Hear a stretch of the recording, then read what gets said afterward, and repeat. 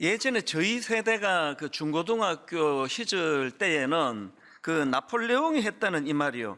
나의 사전에는 불가능이 없다. 이게 굉장한 명언이었습니다. 그래서 학생들이 이제 공부하는 책상에다가 나의 사전에는 불가능이 없다 이렇게 써놓고 공부하기도 하고요. 또 그런가 하면은 수업 시간에 선생님들이 여러 선생님에게 들었습니다. 나폴레옹이 그렇게 가난과 역경을 다 극복하고 프랑스 황제 자리까지 오를 수 있었던 것은 그가 가진 이런 신념 때문이다. 너희들도 꿈을 가지고 불가능은 없다라는 이런 마음을 가지고 그렇게 도전해라. 이런 그 선생님들의 권면이 여러 번 있었던 기억이 있습니다. 그래서 이제 우리 시대 때 그 청소년들은 나의 사전에는 불가능이 없다. 이게 엄청난 명언이 됐는데요. 근데 제가 이제 그 나이가 좀 들어가면서 이것들을 다시 생각해 보니까 이게 꼭 그럴까? 그리고 퀘션 마크가 드는 겁니다. 여러분들이 다 아시지만 그 선생님들 말씀처럼 나폴레옹이 나의 사전에는 불가능이 없다 이런 생각을 가졌기 때문에 이룬 것도 많지만, 근데 결정적으로 나폴레옹이 이런 생각에 갇혀 있었기 때문에 이게 사람이 이제 여기까지 내 한계구나, 이제 더 이상 내가 할 수 있는 게 없구나, 이 자각이 있어야 되는데 그 사전에 그게 없으니까. 그래서 어떻게 됐습니까? 나중에는 그가 이제 영국의 웰링턴 장군이 이끄는 연합군에 패해가지고 세인트 헬레나 섬에 유배되어서 쓸쓸히 죽어갔던 그 역사를 여러분 다 아시지 않습니까? 멈춰야 될 때 멈출 줄 모르면 이런 비극이 일어나는데, 그래서 제가 생각해 보기에 이제 나의 사전에는 불가능이 없다 이거요, 우리 좀 젊었을 때 좀 패기를 가지고 그렇게 달려갈 때 이런 것들이 필요하지만, 이제 점점 나이가 들어갈수록 우리 스스로의 한계를 인식하는 게 아름다운 것 같아요. 내 한계를 인식하고 또 참 겸손히 낮아지는 삶을 통해서 이제 내게도 불가능이 있다, 한계가 있다, 내가 다 할 수 있는 거 아니다, 이런 걸 좀 인정할 줄 아는 그게 좀 아름다움이지 않을까, 그런 생각을 해봅니다. 그래서 저는 요즘에 그 실존주의 철학자 야스퍼스가 주장하는 이 한계 상황이라는 이 철학 용어를 제가 종종 떠올리고 또 자료도 찾고 묵상도 해봅니다. 지난주에는 참 많이 묵상을 했습니다. 철학 용어로 한계 상황은 무슨 뜻인가 하니까, 우리 인간에게는 아무리 노력을 해도 절대 넘을 수 없는 벽이 있다는 거예요. 한계가 있다는 겁니다. 이걸 한계 상황이라 그러는데요. 이 철학자 야스퍼스가 그 인간이 가진 대표적인 한계 상황으로 몇 가지를 들었는데요. 그 중에 제일 먼저 나오는 게 죽음입니다. 이 죽음은 인간이 아무리 과학이 발달이 되고 문명이 발달이 되고 달나라까지 다녀오고 100번을 더 해도 이 죽음은 극복할 수 없다. 그래서 이게 제일 먼저 나오는 인간의 한계 상황인 거예요. 이 죽음은 절대 극복할 수 없습니다. 그런가 하면은 이제 두 번째로 이 야스퍼스가 주장하는 게 뭐냐 하니까, 인간이 가진 한계 상황 그 중에 하나가 고독이라는 게, 고독. 이 고독은 극복할 수가 없다. 제가 겪어보니까 맞는 것 같아요. 저는 이제 결혼을 늦게 했거든요.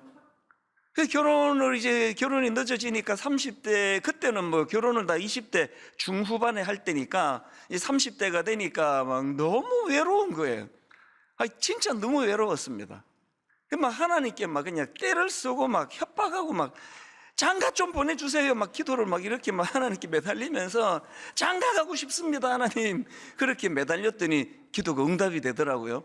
그래서 이제 참 좋은 자매를 만나서 결혼을 했는데요. 제가 깨달은 게 뭔지 아십니까? 결혼하니까 외로움과 고독의 상당 부분은 해소가 되는 게 사실이에요.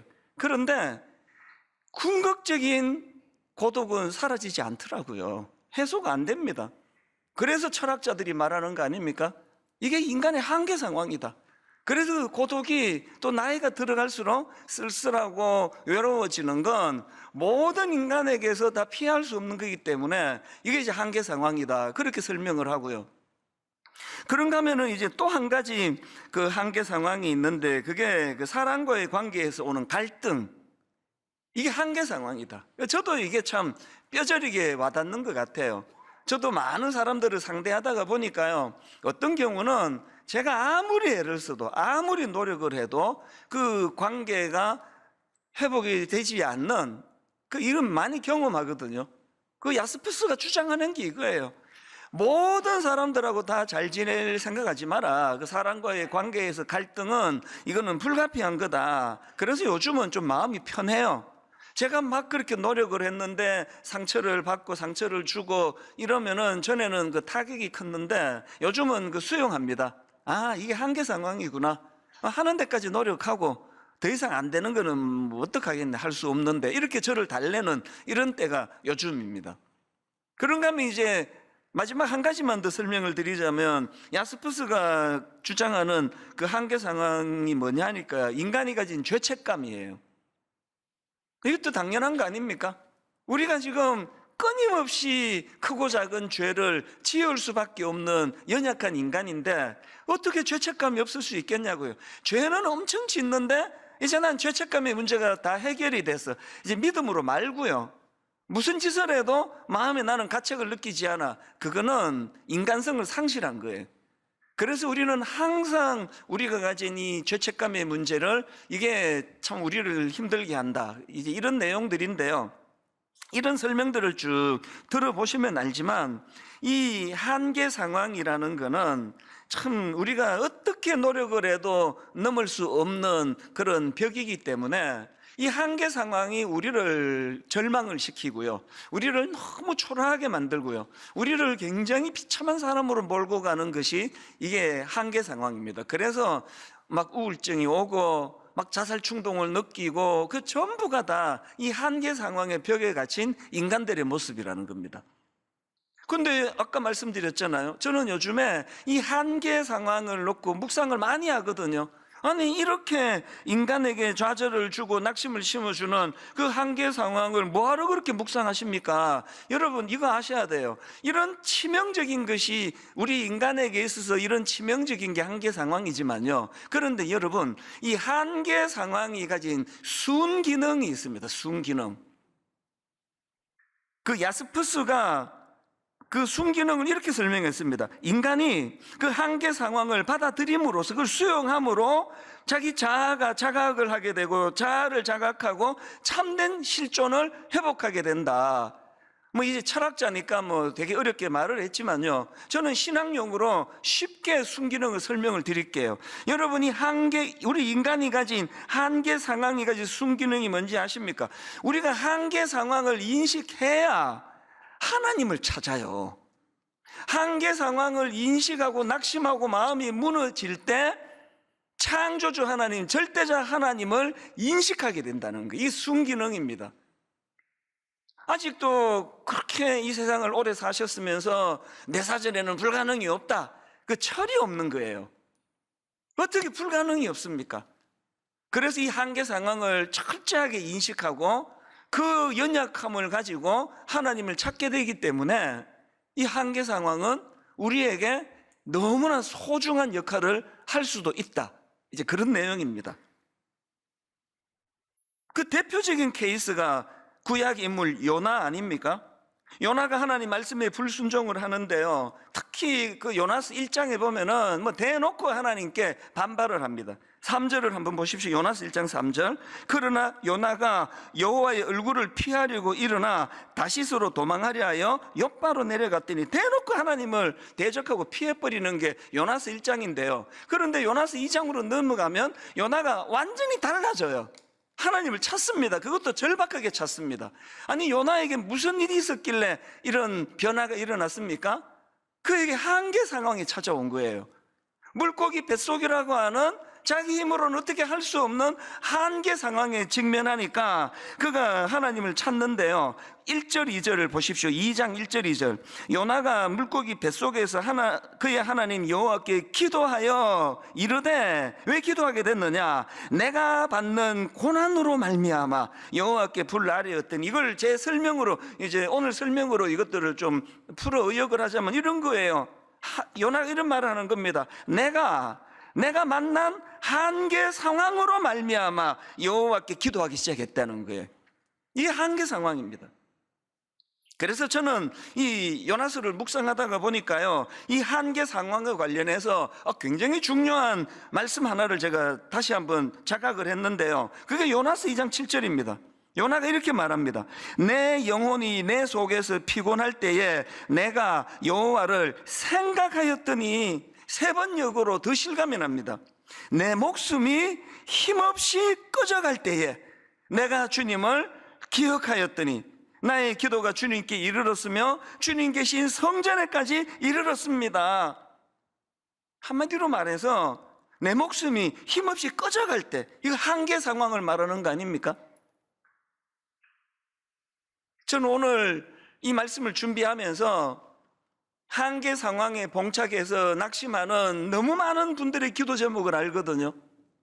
갑자기 건강을 다치시고, 가정이 깨져서 이혼을 경험하시고, 자녀가 은둔해서 이제 문 밖을 나오지 않아서 너무나 고통스러운 이런 시간을 보내시고, 이런 여러 가지 한계 상황에 봉착해 있는, 그래서 눈물 없이는 그 사연을 들을 수 없는 그 많은 이야기를 알고 있거든요.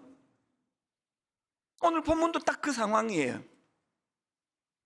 지금 포로로 끌려온 남유다 백성들 입장에 보면은 이 나라는 망해버렸고, 오매불망 이제 이 포로 생활을 끝내고 나는 집으로 돌아가고 싶다, 고향으로 가고 싶다, 이걸 악용하는 거짓 선지자들이 이제 곧 돌아간다, 2년만 있으면 간다, 그렇게 거짓 희망을 막 넣어주고 있는 그 상황에서 하나님께서 선을 확 그으시잖아요. 예레미야 29장 10절, 여호와께서 이와 같이 말씀하시니라, 바벨론에서 70년이 차면 70년 전에 못 간다. 하나님이 10절에서 선을 그어버렸어요. 이 얼마나 절망적이냐고요. 그래서 제가 이 말씀을 묵상을 하면서 제가 앞에서 말씀드렸던 이런저런 한계 상황을 맞아가지고, 이제는 목사님 제게 힘이 없습니다. 이제 제 힘으로 뭐 어떻게 할 수가 없습니다. 너무 가슴 아프게 어떤 경우는 그래서 죽고 싶습니다. 이러면 안 되는데 자꾸 그 자살 충동이 느껴집니다. 이런 가슴 아픈 사연들이 많이 들려지는데요, 오늘 저는 이 말씀을 가지고 이제 하나님께서 그 바벨론 포로로 끌려온 그 사람들의 절망을 하나님 아시기 때문에 그 한계 상황을 철저하게 인식하게도 하시지만, 그 한계 상황 안에서 희망의 끈을 연결해 주시는 분이 우리 하나님이시다. 오늘 그래서 이 말씀 가운데 그래 아주 엄청나게 죽고 싶을 정도로 그런 어떤 낙심과 절망은 아니라 할지라도, 크고 작은 이런 아픔과 어려움과 자신의 연약함으로 한계 상황을 경험하고 있는 분들에게 오늘 이 말씀이 너무나 놀라운 하나님 주시는 희망의 메시지가 되기를 바랍니다. 이 말씀이 저와 여러분에게 새로운 대안이 되기 위해서는요, 우리가 이런 고통스러운 한계에 갇히게 될 때에 반드시 회복해야 될 몇 가지가 있다는 걸 말씀을 좀 드리고 싶습니다. 오늘 여러분 고통스러운 한계에 갇히게 될 때 우리가 회복해야 될 몇 가지 중에 첫째가 뭐냐? 말씀을 회복해야 되는데요, 제가 거기다 관로로 이것을 좀 강조한 포인트가 있지 않습니까? 말씀을 회복해야 되는데 어떤 차원입니까? 우리 내면의 질서 회복 차원에서의 말씀이 회복이 돼야 된다는 겁니다. 저는 오늘 본문 말씀이 이렇게 시작하지 않습니까? 예레미야 29장 11절에 여호와의 말씀이니라, 이 선포가요, 이게 바로 당시의 한계 상황에 갇혀 혼미하던 그 바벨론 포로들이 가지고 있던 그 혼미함을 아시는 하나님이 이 말씀 선포로 말미암아 그 내면에 흥크러져 있는 질서를 회복하기 원하시는 차원에서의 선포라 생각을 해요. 자, 이게 무슨 말씀이냐? 창세기 1장 1절에 성경이 이렇게 말씀을 시작하잖아요. 창세기 1장 1절, 태초에 하나님이 천지를 창조하시니라. 땅이 혼돈하고 공허하며 흑암이 깊음 위에 있고 하나님의 영은 수면 위에 운행하시니라. 제가 예전에도 이거 한번 다루었는데요, 여기 보니까 하나님께서 천지를 창조하시기 전의 상태를 어떤 상태라 말합니까? 혼돈과 공허하는 상태라 그래요. 여기 나와 있는 혼돈이 이게 헬라어로 카오스거든요. 카오스라는 단어는 다 아시잖아요. 이 카오스는 한마디로 말하면 뒤죽박죽인 상태, 혼란스러운 상태, 이게 카오스 아닙니까? 이 사춘기 애들 자기 방에 들어가 보면 너무 안 치워가지고 그게 카오스 상태예요. 음식 쓰레기 저기 던져져 있고 유리컵 여기 있고 뭐 물 흘려놓고 이게 뭐 그냥 뭐 그러면 이제 엄마가 방에 들어가서 쥐꼬리 방꼬리 이게 뭐냐 이게 완전 카오스네 이게 그러면서 치우시는 게 이게 카오스예요. 하나님께서 천지를 창조하시기 이전의 상태가 이게 바로 카오스의 상태인데요. 그런가 하면은 이제 하나님께서 창조하신 이 세상을 우주를 코스모스라 그러잖아요. 코스모스, 이 우주를 코스모스라 그러는데요.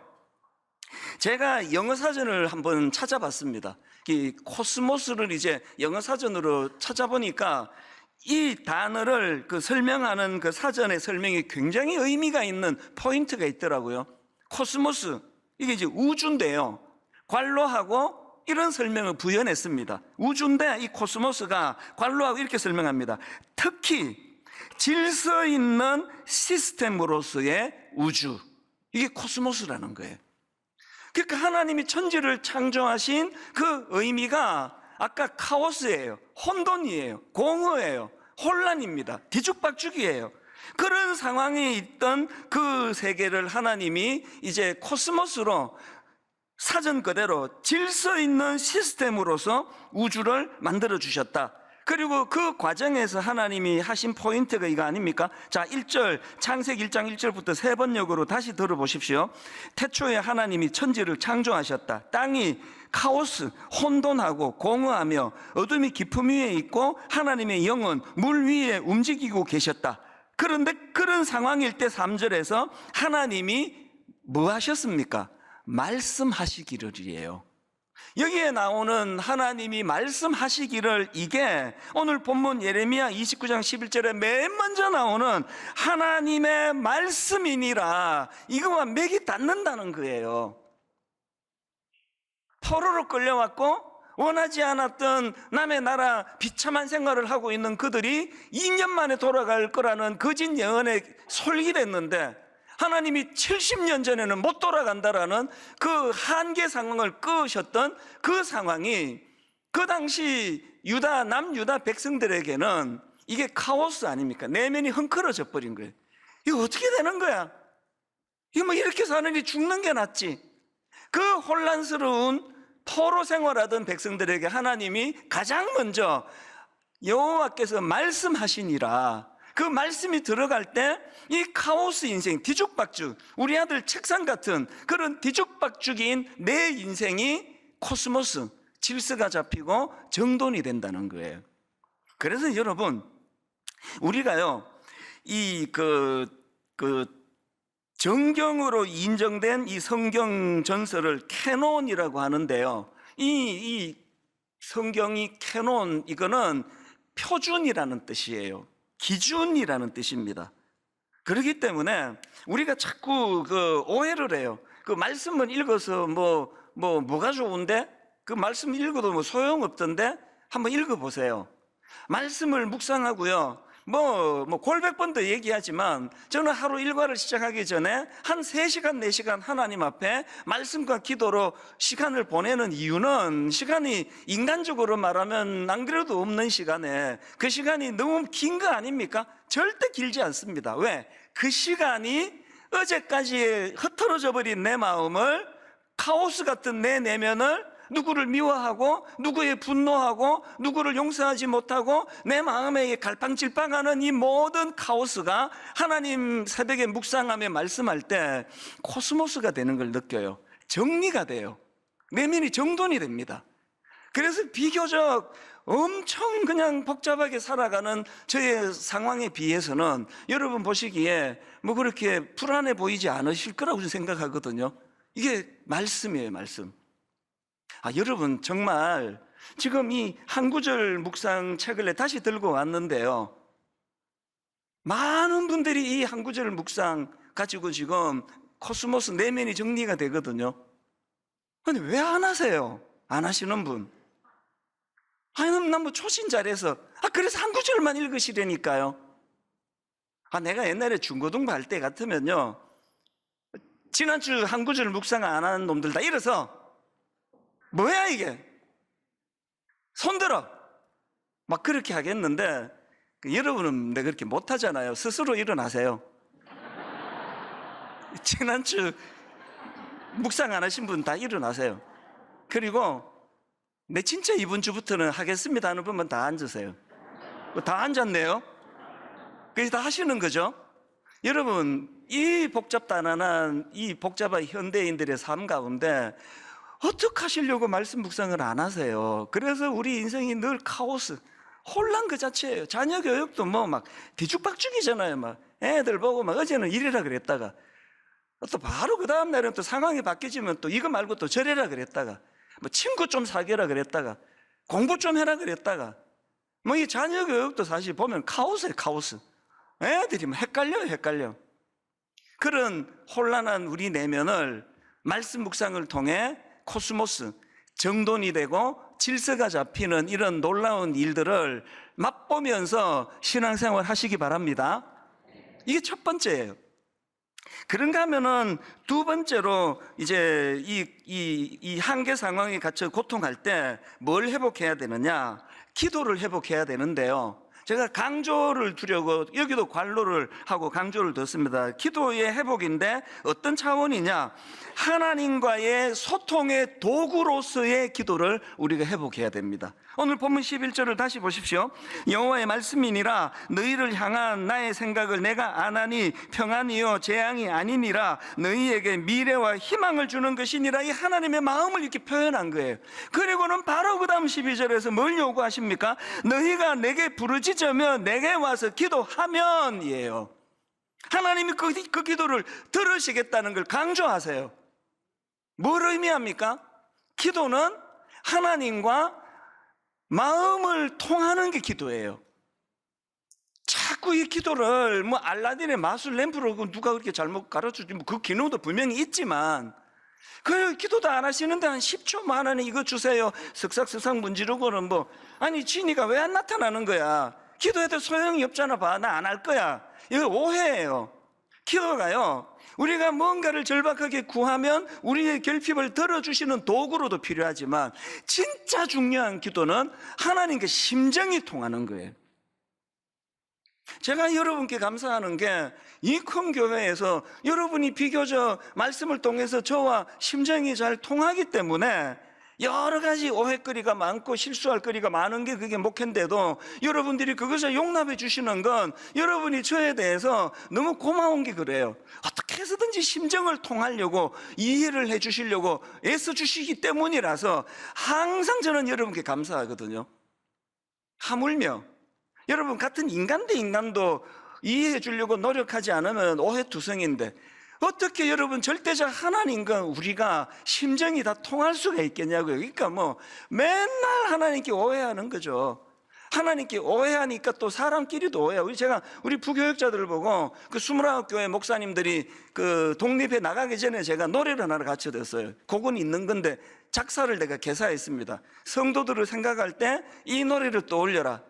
당신은 오해하기 위해 태어난 사람, 이렇게 받으면 된다. 근데 진짜 가르쳐줬어요. 인간은요, 사랑받기 위해 태어난 존재이기도 하지만 오해하기 위해 태어난 존재예요. 얼마나 오해를 잘합니까 우리가. 그렇기 때문에 심정이 통해야 돼요. 부부가 왜 대화를 많이 해야 됩니까? 대화를 통해 심정이 통해야 돼요. 기도가 왜 필요하다고요? 우리 인간의 한계 상황에 봉착했을 때 하나님의 심정을 못 통하면요 자꾸 오해를 해요. 하나님 우리 버렸구나. 70년 거기 있게 하는 건 이건 우리 죽이겠다는 거예요. 이건 하나님의 일하는 게 이게 이해가 돼? 나 그 하나님 못 믿겠어. 이게 전부 다 오해잖아요. 그래서 하나님께서 오해를 풀어주시잖아요. 오해하지 마라. 너희들 그 한계를 가진 니들 수준으로는 그렇게 오해할 수 있는데 깊이 하나님의 마음을 내가 말해줄게. 내가 너희들을 위한 건 미래에 희망을 주기 위한 거야. 이 말씀을 주시고는 기도하라 그래요. 기도를 통해서 그 하나님의 심정이 통해지는 거예요. 저는 이런 면에서 구약의 히스기야 왕이요, 그가 한계 상황을 경험합니다. 열왕기하 20장 1절. 그때에 히스기야가 병들어 죽게 되매 아모스의 아들 선지자 이사야가 그에게 나와서 그에게 이르되 여호와의 말씀이 너는 집을 정리하라 네가 죽고 살지 못하리라 하셨나이다. 이거 한계 상황 아닙니까? 히스기야가 어떻게 할 수 없는 일이에요. 그렇게 하나님이 정하셨어요. 그랬더니 아까 뭐라 그랬죠? 인간이 한계 상황을 경험하면 순기능이 있는데 하나님을 찾게 돼요. 그래서 히스기야가 하나님을 찾아 기도합니다. 그런데 그 기도 여러분 다 아시죠? 2절이요. 히스기야가 낯을 벽으로 향하고 여호와께 기도하여 이르되, 기도는 다 하는데요, 왜 낯을 벽으로 향했을까요? 히스기야가 안 되는 거예요. 이건 사람한테 도움 청해서 될 일이 아니라는 거. 이건 사람한테 도움을 구해가지고 해결될 문제가 아니니까 사람을 향하지 않아요. 사람에게 도움을 구하지 않습니다. 이거는 단독자 하나님 앞에 낯을 벽으로 향하는 거예요. 좋은 교회 만나가지고 좋은 다락방 만나가지고 뭐 나는 우리 집사님들하고 잘 통한다, 그 맞는 걸 거예요. 한꺼풀만 더 들어가 보세요. 그 집사님이 여러분을 어떻게 도와줍니까? 목사가 여러분 도와줄 수 없는 게 너무 많아요. 그래서 한계 상황에 봉착하면 히스기야에게 배워야 돼요. 낯을 벽으로 향한다는 건 이 문제는 하나님만 해결할 수 있는 문제다. 이게 왜 필요한가 하니까요, 시편 118편 5절을 보십시오. 내가 고통 중에 여호와께 부르짖었더니, 여기도 지금 어떤 한계 상황이 있나 보네요. 내가 고통 중에 여호와께 부르짖었더니 여호와께서 응답하시고 나를 넓은 곳에 세우셨도다. 그 다음 6절을 보세요. 여호와께 부르짖었더니 6절에서 여호와는 내 편이시라. 여호와는 내 편이시라. 7절 여호와께서 내 편이 되사 나를 돕는 자들 중에 계시는구나. 기도했더니, 하나님께 의뢰했더니 바로 그 원수들을 물리쳐주는 이런 일보다도 이 상황에서도 하나님은 여전히 내 편이시구나. 여러분 기도 안 하셔가지고 이거 잘 모르고 세상 어떻게 살고 계세요? 다 그런 얘기 하잖아요. 친구도 있을 때 친구들아, 돈 많고 건강하고 높은 자리 있고 할 때 그 많던 친구들이 은퇴하고 돈 이제 좀 아껴야 되고 이러니까 뭐 사업 실패하니까 뭐 다 떠나가더라. 이건 뭐 거의 공식 아닙니까? 특별한 경우 말고 모든 사람이 느끼는 허무한 일 아닙니까?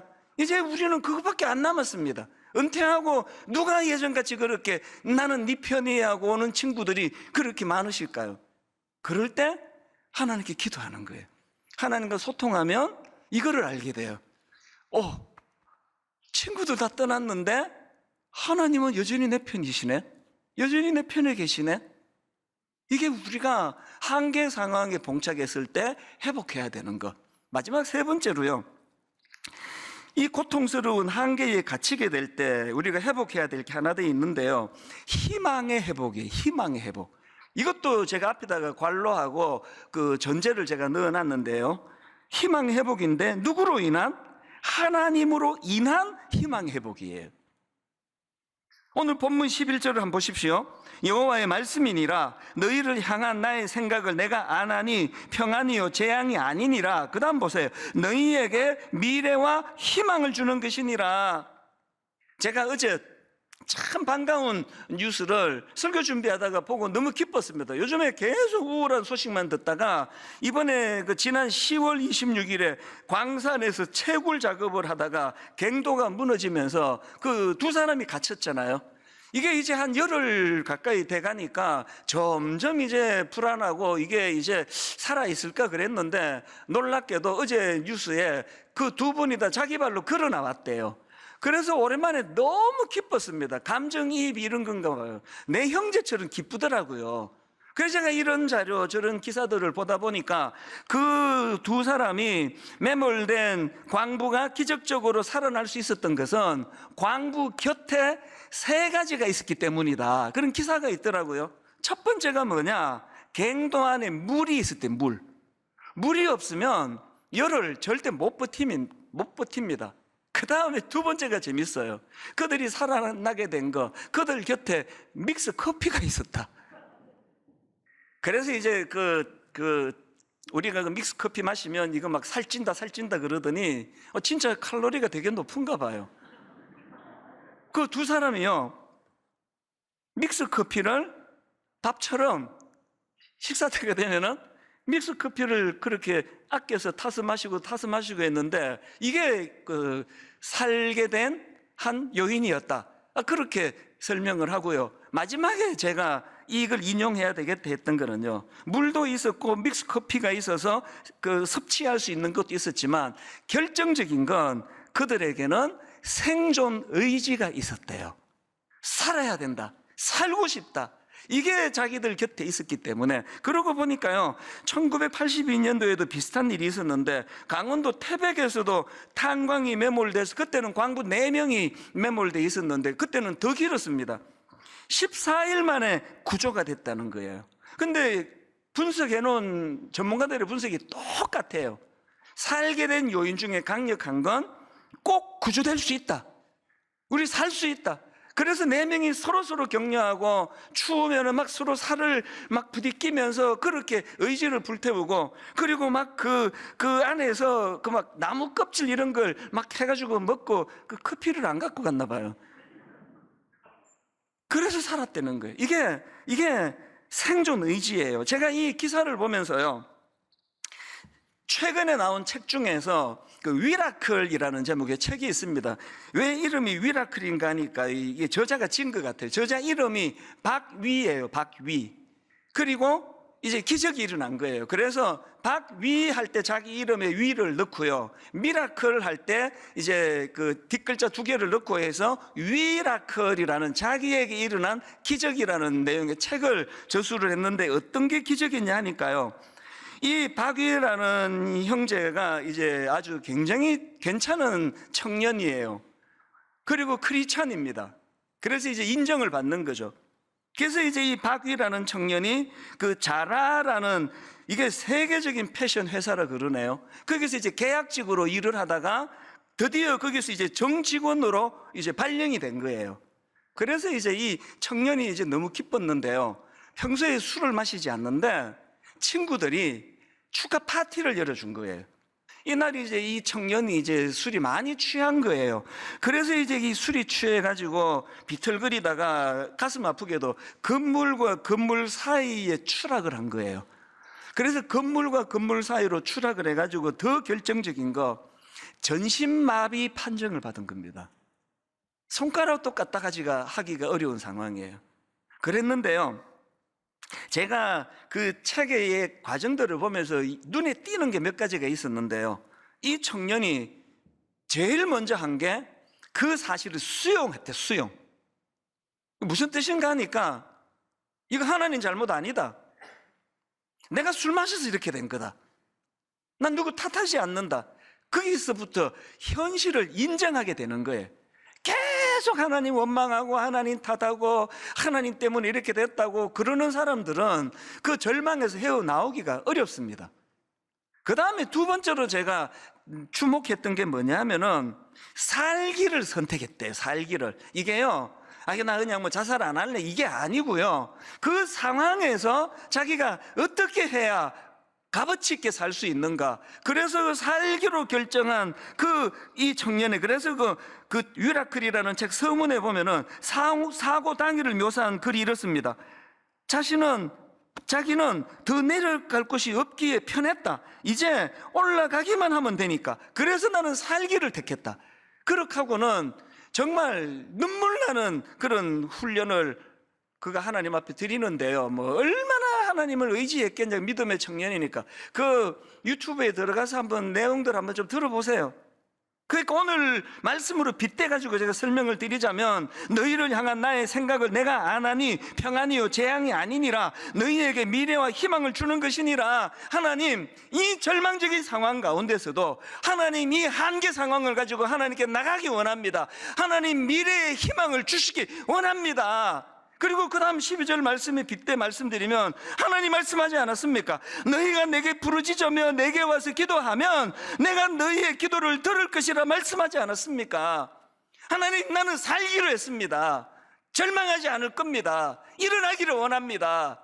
그 청년이요, 그 재활병원 기도실에서 이런 기도를 해요. 사람들에게 희망을 주는 사람이 되게 해주세요.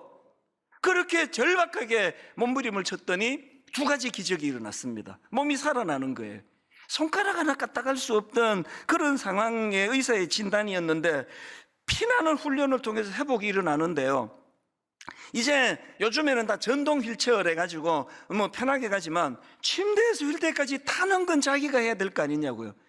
맨날 이건 누구에게 내가 도움받아서 되겠나, 그렇게 훈련했는데 기적이 일어난 거예요.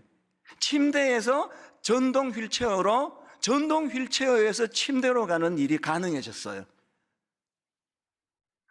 더 놀라운 건요, 이제 차 운전을 해요. 그런데 차로 갈 때 이 전동 휠체어를 자동차에다가 분해해서 실어야 되는데 이 전동 휠체어를 분해할 수 있는 힘까지 생긴 거예요. 이게 기적 아닙니까?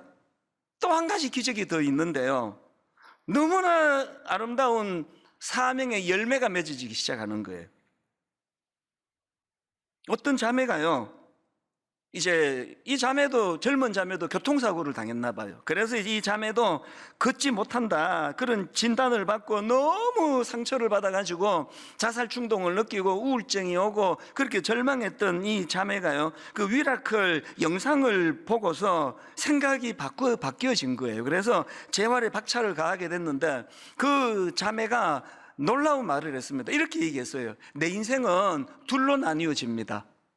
박위 형제를 만나기 이전과 이 형제를 만난 이후로 내 인생은 나눌 수 있습니다. 여러분, 우리가요, 태어나서 죽을 때까지 나로 인해 이 정도 영향을 받은 사람이 한 명만 있다면 우리 인생 실패하지 않았습니다. 박위 형제는 지금 수많은 사람들이 이런 용기를 얻고 회복을 얻고, 아버지가 예수 안 믿었는데요, 이렇게 말씀하시더래요. 사고 난 이후로. 네가 믿는 하나님이라면 나 한번 믿어볼게. 여러분, 우리 예수 믿는다는 의미는요, 로마서 7장에 사도 바울이 이런 탄식을 합니다. 세 번역으로, 나는 비참한 사람입니다. 누가 이 죽음의 몸에서 나를 건져주겠습니까? 그 위대했던 사도 바울도 한계 상황에 갇힌 거예요. 아무도 이런 자기의 이 죄책감의 문제, 이런 문제를 해결할 수가 없다고 절규했던 게 24절인데 바로 그 다음 25절, 그의 한계 상황의 고뇌가 오래가지 않았습니다. 이렇게 고백합니다. 우리 주 예수 그리스도를 통하여 나를 건져주신 하나님께 감사를 드립니다. 사도 바울이 한계 상황의 절망을 극복하는데 한 구절도 안 걸렸습니다. 이게 십자가예요. 이게 예수 그리스도예요. 기왕에 여러분 예수 믿으시는데 주님의 십자가가 우리의 한계 상황을 깨트려 주시는 하나님의 능력인 줄로 믿으시기를 바랍니다.